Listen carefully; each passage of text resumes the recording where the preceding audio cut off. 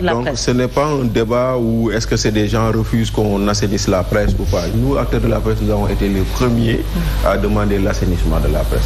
Et je pense même que nous, acteurs de la presse, nous avons donné au pouvoir des arguments et des bâtons qu'on n'aurait pas dû donner parce que nous ne savons pas l'assainissement de la presse.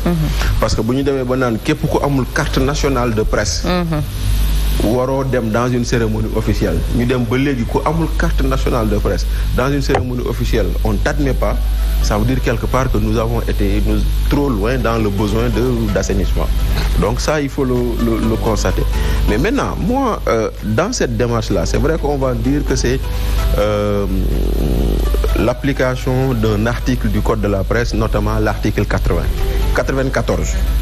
Bon, maintenant, moi, en lisant l'article 94, j'ai un problème parce que xam nga lu gaañ di wax entre ñi nekk avant loi bi di am ak ñi nekk après loi bi am. Donc cet article-là, est-ce qu'elle parle de ñi war a dugg ci métier bi wala ci dugg ci profession bi wala ñëpp lay waxal? Parce que on dit l'article 94, il dit, attends, pour faire simple, l'exercice de l'exercice de toute activité d'édition, de distribution et de diffusion des services de communication audiovisuelle tels que, quelle que soit la technologie utilisée, est subordonnée à une autorisation délivrée par le ministre en charge de la communication après avis conforme de l'organe de régulation dans les conditions définies par le présent code. Donc l'exercice. Mais ñi nga xam ne dañoo juddu avant article bi di am. Est-ce que forcément dañ leen war a laaj ndax yéen vous existez ou vous n'existez pas? C'est une question de droit que je pose. Ndaxte lu ñuy wax toujours, la loi légifère pour le futur. La loi ne légifère pas pour le passé. Xam nga kon mu ngi noonu. Donc quelque part, c'est une interrogation. Boo xam ne bii man je me la pose. Donc est-ce que ñi war a dugg si comme par exemple Bachir Fofana bëgg créer journal am moom la ñuy laaj mu dem uti autorisation préalable wala boog journal bu existé depuis 20 ans. Donc ça c'est la première interrogation. Deuxièmement, moi je pense que la démarche... C'est que foofu tamit il y a nuance. Oui.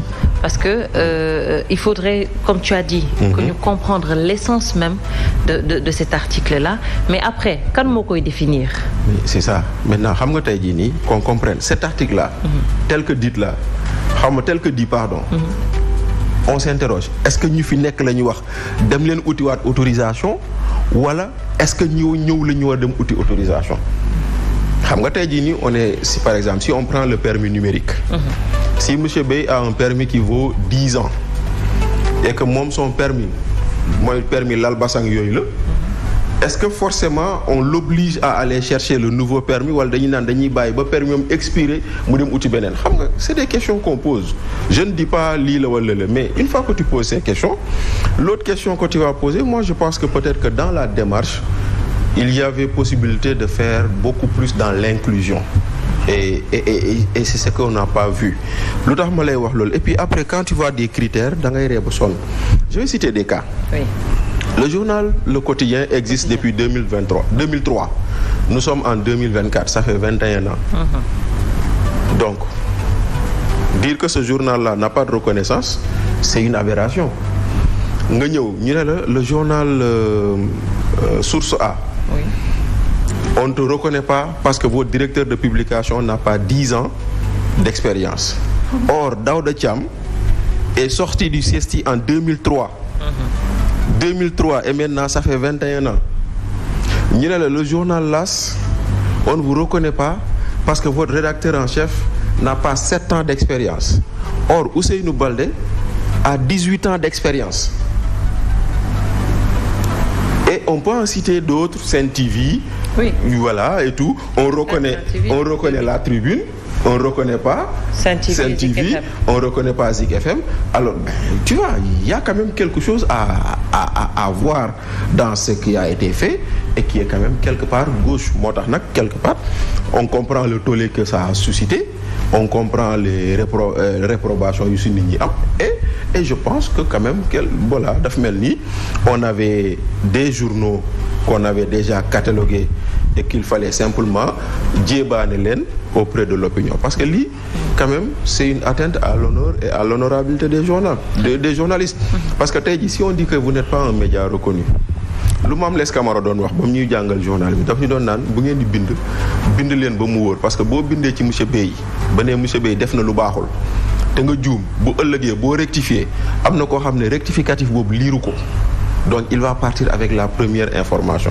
Donc aujourd'hui quand on dira que c'était un média non conforme non reconnu par le ministère am na ñoo xam ne même bu ëllëgee bu ñu leen rétablir sax loolu day des et ça c'est un préjudice que le ministère aura causé à l'endroit de beaucoup de médias et c'est dommage.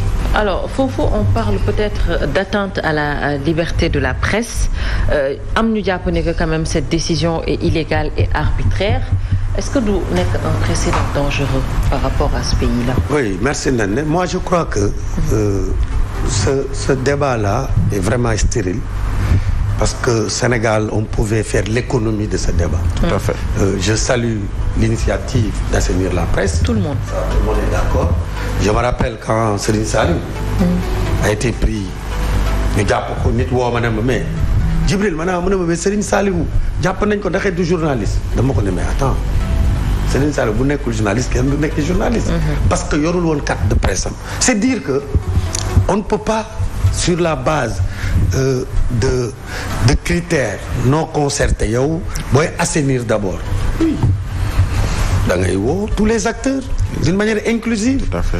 Même pour ngeen élaborer une plateforme mi waxtaanal ak presse bi ñoo la ko gën a xam. ñoo la ko gën a maîtriser. parce que ñoom ñooy ay acteurs. parce que nit ki l'autorité administrative buy jël ay décisions c'est pour le bien-être social c'est pour améliorer le fonctionnement de l'État pas pour autre chose. Oui. Donc de ce fait appelle tous les acteurs ngeen waxtaan. loolu benn la. je pense que su ko defoon on aurait peut-être évité ce et même par rapport à ça parce qu'on a dégg nañ quand même Maïmouna Ndour Faye ne que ils ont tenté à plusieurs reprises jéem a wax ak la tutelle mais justement musu leen recevoir. donc loolu déjà c'est pas normal. L'administration est là pour les citoyens, l'administration est là pour les entreprises, il faut les accompagner. Loolu benn ñaar il a parlé tout à l'heure de l'article 94. Moi je dis la Constitution, l'article 11 est clair. Oui. Et la Constitution est supérieure. Ah, ça on est d'accord. Et fait Sen TV quand même de fait même Sen TV ne respectait pas am ay papiers yu mu amul. L'administration devrait les accompagner. Exactement. Parce que c'est des symboles de la presse sénégalaise. On ne peut pas se lever un bon jour et décréter que ces gens-là n'existent plus. Moi je pense qu'il y a un abus administratif. Mais toujours nee ne daan nga dégg samay wax ci kàddu yooyu. Quand l'autorité administrative passe outre la loi, mais il faut faire des recours à la Cour suprême. Je pense qu'il faudrait le faire, mais j'appelle le ministre de la communication, peut-être qu'en toute bonne foi il s'est trompé, je l'appelle à revoir quand même la copie, à essayer de se concerter avec les acteurs pour qu'on trouve une solution. Je pense que nekkul peut-être, je le crois en Néné, je crois pas que Sénégal nit dina ñàkk muus ba jàpp ne par rapport à des lignes éditoriales mën nga cibler des gens pour tëj leen loolu mënul am Sénégal. Oui, mais donc jàpp naa ne en toute intelligence njuumte la peut-être donc il est temps que les gens prennent leurs responsabilités et corrigent cette situation. mais ça vous l'avez dit peut-être yow njuumte nga ko jàppee mais d'une autre part également am na ñu jàpp ne que c'est carrément ciblé parce que soo gisee profilu enfin ñi ñu jàpp ne que peut-être ils sont de l'autre côté par rapport justement au pouvoir wala ils ne disent pas même si moi je ne pense pas à ça parce que